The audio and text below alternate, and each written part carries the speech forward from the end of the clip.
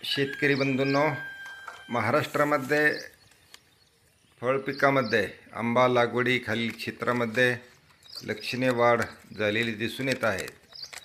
निर्यातक्षम आंबा उत्पादन करण्यासाठी, दर्जेदार आंबा तयार होण्यासाठी प्रामुख्याने फळमाशी नियंत्रण हा एक महत्त्वाचा भाग लक्षात आलेला आहे.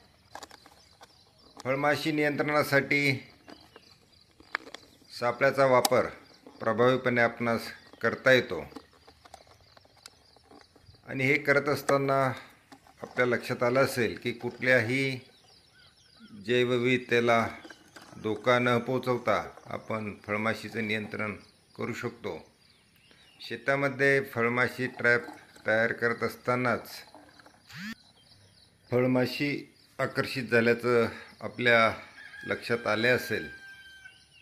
ही माशी विशिष्ट गंध तिला आल्याने त्या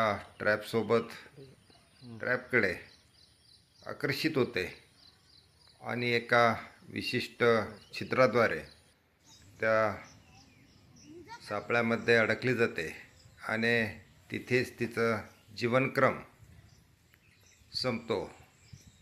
यामुळे आपण पिकावर कुठलीही फवारणी फळमाशीकरता घेण्याची आवश्यकता राहत नाही आणि यामुळे निर्यातक्षम आंब्याचं उत्पादन आपण या माध्यमातून करतो.